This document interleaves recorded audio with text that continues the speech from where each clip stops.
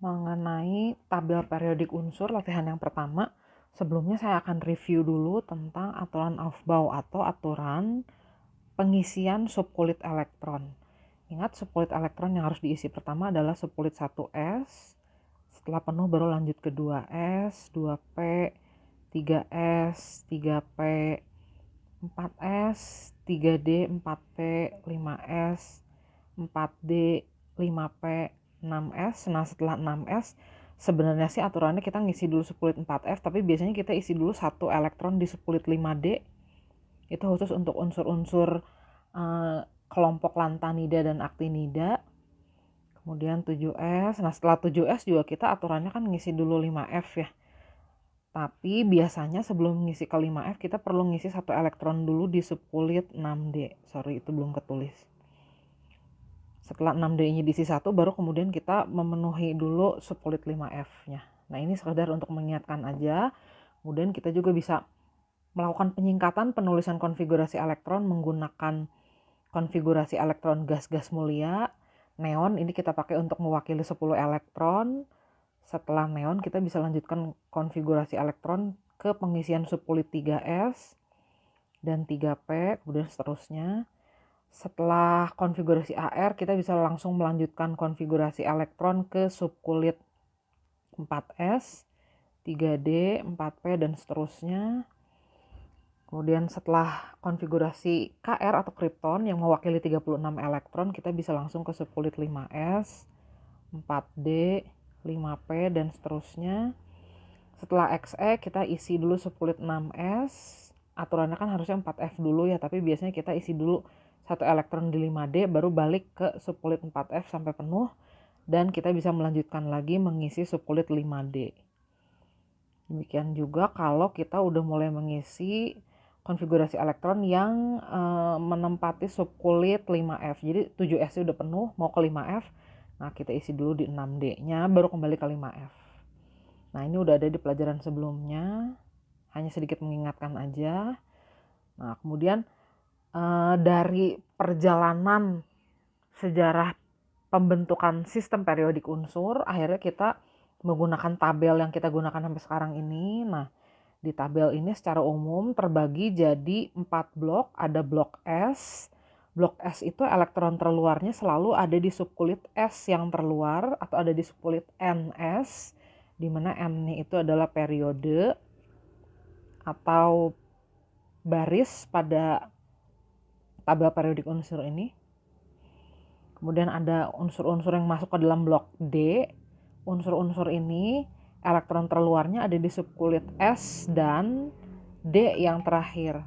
Tapi bilangan kuantum utamanya berselisih 1. Jadi biasanya dikatakan elektron terluarnya itu ada di subkulit NS dan N-1D. Kemudian ada unsur-unsur blok P. Nah, unsur blok P ini elektron terluarnya ada di subkulit NS dan NP. Sama, N-nya juga artinya adalah periode. Nah, kecuali ini nih, unsur helium. Helium ada di sini. Konfigurasi elektronnya kan hanya 1s2. Nah, dia nggak termasuk blok S. Dia termasuk blok P karena ada di golongan gas mulia. Kemudian unsur-unsur blok F. Blok F ini terdiri dari 2 periode. Periode 6 sama periode 7. Periode 6-nya kita sebut kelompok lantanida. Periode 7-nya kita sebut kelompok aktinida. Elektron terluarnya seluruhnya yang ada di blok F periode 6 itu ada di subkulit 6S dan 5D elektron terluarnya. Nah, nanti kan ada subkulit F yang terisi di tengah, itu tidak diperhitungkan sebagai elektron terluar berarti ya kalau untuk menentukan golongan. Nah, kalau kelompok lantanida gitu, kalau aktinida elektron terluarnya itu selalu ada di subkulit 7S dan 6D. Nah, kenapa? Karena unsur-unsur kelompok lantanida dan aktinida semuanya itu ada di golongan 3B. Jadi posisinya ada di kolom yang sama. Cuma beda periode aja, di situ ada 2 periode. Nah, ini untuk mengingatkan saja karena kita nanti akan latihan yang ini nih, latihannya. Latihan bagian A. Nah, di latihan ini kita diberi tabel periodik unsur tapi tabelnya kosong. Kita diberi keterangan, ada golongannya nih, golongannya dari golongan 1A sampai golongan 8A, ada 18 golongan. Periodenya ada periode 1 sampai 7. Kemudian ini ada tabel untuk golongan lantanida dan aktinida. Nah, kita diminta menempatkan unsur-unsur yang ada di sini di tabel yang ada di atas. Berarti kan kita harus tahu golongan dan periode dari setiap unsur. Nah, untuk tahu golongan dan periode kita perlu menuliskan dulu konfigurasi elektronnya. Karena golongan itu ditentukan dari jumlah elektron valensi dan periode ditentukan dari jumlah kulit yang terisi elektron atau bilangan kuantum utama terbesarnya. Nah, kita mulai dengan helium. Helium ini jumlah elektronnya 2, jadi konfigurasi elektronnya hanya 1s2 aja. Sebenarnya elektron valensinya jumlahnya 2 dan periodenya 1. Tapi helium ini nggak mirip sama unsur-unsur golongan 2A. Dia miripnya sama golongan 8A. Jadi khusus helium ditempatkannya di situ. Periode 1 golongan 8A. Nah, kalau oksigen nomor atomnya 8, konfigurasi elektronnya gimana? Kalau kita tuliskan sesuai urutan berarti kan 1s2, 2s2, 2p4 ya konfigurasi elektronnya. Nah, yang disebut elektron valensinya karena O ini berada di blok P, konfigurasi elektronnya berakhir di subkulit P. Nah, yang disebut elektron valensinya berarti ini nih. 2 ditambah 4, jumlahnya 6. Nah, jadi dia ada di golongan 6. 6-nya 6A atau 6B, ingat. Ke gambar ini. Nah, yang disebut golongan utama atau golongan A itu adalah golongan yang ada di blok S dan di blok P. Nah, kalau yang ada di blok D ini kita sebutnya golongan transisi. Kalau yang ada di blok F kita sebutnya golongan transisi dalam. Ya, ini secara teknis semuanya golongan 3B. Jadi oksigen karena ada di blok P dia termasuk golongan termasuk golongan unsur utama. Jadi dia ada di golongan A. Periodenya berapa? Nah, kita lihat bilangan kuantum utama terbesarnya. Angka yang terbesarnya 2, jadi ada di periode 2. Nah, gimana menempatkannya? Kita cari baris kedua, golongan 6A. Nah, ternyata posisinya di sebelah sini. Nah, kita tempatkan oksigennya di situ. Jadi oksigen ada di golongan 6A periode 2. Berikutnya neon, konfigurasi elektronnya. Ini neon biasanya dipakai untuk menyingkat, tapi kalau untuk dirinya sendiri tentu jangan disingkat ya. Konfigurasi elektronnya begitu. Neon ada di blok P, konfigurasi elektronnya berakhir di subkulit P, berarti dia pasti golongan utama. Jumlah elektron valensinya 2 ditambah 6, ada di subkulit S dan P yang terluarnya ya, jadi 8 jumlahnya. Jadi neon ada di golongan 8A, bilangan kuantum utama terbesarnya 2, jadi ada di periode 2. Nah, kita cari periode 2 golongan 8A, posisinya di sini. Jadi neon ditempatkan di sebelah situ. Kita lanjut, sulfur nomor atomnya 16. Ini bisa kita singkat dengan menggunakan konfigurasi elektron neon, mewakili 10 elektron. Setelah neon lanjutannya subkulit 3s dan 3p. Itu ya, 16 elektron sudah ditempatkan. Jumlah elektron valensinya kita hitung 6. Jadi golongannya 6A. Kenapa A? Karena blok P ini golongan utama. Jumlah elektron terluarnya dilihat dari subkulit S dan P yang terluar, jumlahnya 6.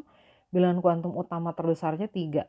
Jadi sulfur ada di baris ketiga kolom 6A. Baris ketiga kita cari kolom 6A. Berarti posisinya di bawah oksigen. Kita lanjutkan argon. Argon ini nomor atomnya 18. Kita gunakan penyingkatnya menggunakan Ne aja. Setelah itu 3s2, 3p6. Kalau kita jumlahkan, karena ada di blok P, argon ini, jadi elektron terluarnya dijumlahkan di subkulit S dan P terluar.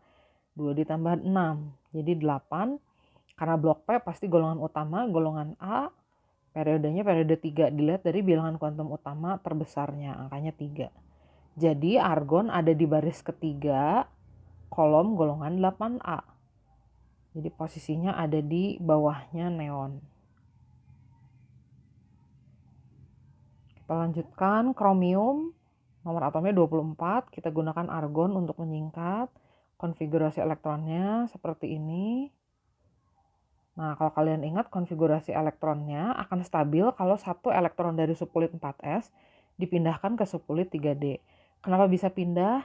Ini ciri khas dari golongan transisi atau golongan B. Dia ada di blok D. Elektron terakhirnya ada di subkulit D. Nah, ciri-cirinya subkulit S dan D terluarnya itu berimpit tingkat energinya, jadi elektron bisa pindah. Apalagi kalau setelah pindah dia mencapai kestabilan, nah itu akan lebih disukai. Golongannya golongan berapa? Kita jumlahkan elektron di subkulit NS dan N-1D-nya. Jadi di sini di subkulit 4S dan 3D-nya kita jumlahkan, elektron valensinya berarti 6, jadi dia golongan 6, golongan transisi karena blok D. Periodenya kita lihat dari bilangan kuantum utama terbesar. Nah, paling besarnya 4, jadi kromium itu ada di periode 4, baris keempat, kolom golongan 6D. Baris keempat, golongan 6B di sebelah sini ya. Jadi posisi kromium di sini.